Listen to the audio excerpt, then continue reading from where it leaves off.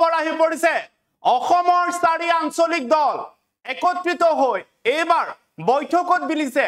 hotel লিলিত এক গোপন বৈঠক অনুষ্ঠিত হৈছে এই মুহূৰ্তত ডাঙৰ খবৰ আহি পৰিছে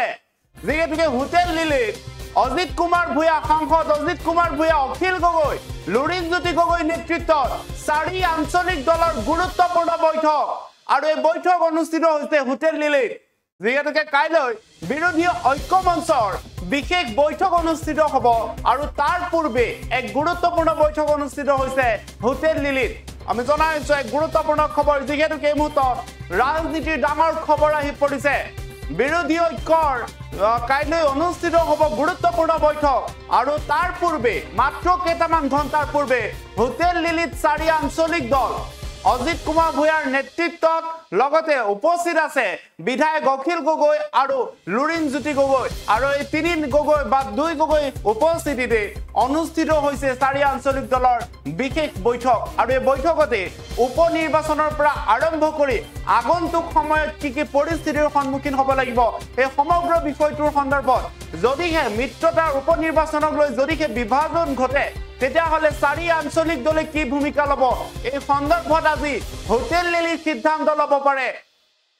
অখিল গগৈ লুৰিণজ্যোতি গগৈ আৰু অজিত কুমাৰ ভূঞাৰ নেতৃত্বত যি সমূহ আঞ্চলিক দল আছে তেওঁলোকৰ মিত্ৰতা হ'ব পাৰে যদিহে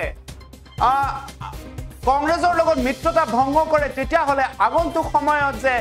কেনেদৰে অগ্ৰণী বা আগন্তুক সময়ত কেনেধৰণে পদক্ষেপ লব সেয়া সকলোৰে দৃষ্টি নিবদ্ধ হৈ থাকিব আৰু যাৰ বাবে এবাৰ গুৰুত্বপূৰ্ণ বৈঠক অনুষ্ঠিত হৈছে হোটেল লিলিত আমি জনাইছো এক গুৰুত্বপূৰ্ণ খবৰ হোটেল লিলিত গুৰুত্বপূৰ্ণ বৈঠক অনুষ্ঠিত হৈছে 4 আঞ্চলিক দলৰ 4 আঞ্চলিক দলৰ গুৰুত্বপূৰ্ণ বৈঠক আৰু এই বৈঠকতে অংশ লৈছে লুৰিণজ্যোতি গগৈ অখিল গগৈ আৰু সাংসদ অজিত কুমাৰ ভূঞা কাৰ্যসূচীৰ সম্ভাৱনা আছে আজি মই নিশ্চিতকৈ কৈ দিব বিচাৰো ভূপেন কুমাৰ বৰাই প্ৰতিক্ৰিয়া ব্যক্ত কৰিছে আনফালে কাইলৈ যিহেতুকে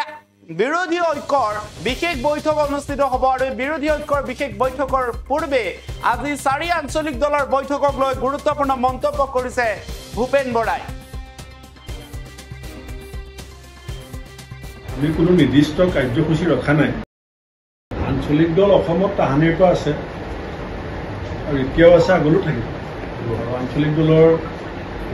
বৈঠক হোৱাক লৈ পেলাই মোৰ প্ৰতিক্ৰিয়া দিবলগীয়া নাই সব দলৰে নিজৰ নিজৰ পলিচি থাকিব নিজৰ সিদ্ধান্ত থাকিব ক'বলগীয়া একো নাই যোগদান কাৰ্যসূচী 9 তাৰিখে বৃহৎ যোগদান কাৰ্যসূচী কালিলৈও এটা আছে কিছু তেনেকুৱা বহুত ডাঙৰ মানে নাম থকা বুলি মই নকওঁ বহুত বেলেগ বেলেগ দলৰ কৰ্মীয়ে কালিলৈ যোগদান কৰিব 9 তাৰিখেও 2টা যোগদান কাৰ্যসূচীৰ সম্ভাৱনা আছে আজি মই নিশ্চিতকৈ কৈ দিব বিচৰা নাই আলোচনা চলি আছে 9 তাৰিখে চাগিলে 2টা যোগদান কাৰ্যসূচী অসমত হ'ব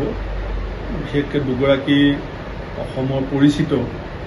গুৰুত্বপূৰ্ণ ব্যক্তিয়ে যোগদান কৰাৰ সম্ভাৱনা আছে কাইলৈ বিৰোধী ঐক্যৰ বৈঠক আছে কেনেকুৱা কি ধৰণৰ আলোচনা কালিলৈ বিৰোধী ঐক্যৰ আমাৰ যি বৈঠক হ'ব আমি কোনো নিৰ্দিষ্ট কাৰ্যসূচী ৰখা নাই বহুত দিনৰ মূৰত আমি বহিছোঁ আৰু লোকসভা নিৰ্বাচনত আমি বিৰোধী ঐক্য বুলি ক'লেও আমি 100% সফল হ'ব পৰা নাছিলোঁ সেইকাৰণে কালিলৈ আমি একো বিষয় ৰখা নাই আমি সকলো গোট খাম আৰু তাত সকলোৱে দিহা পৰামৰ্শ দিয়াৰ পিছত যি সিদ্ধান্ত হ'ব আমি আপোনালোকক অৱগত কৰিম যিকোনো খবৰৰ বাবে যোগাযোগ কৰক আমাৰ এই নম্বৰত 7099017330 আৰু 7099017110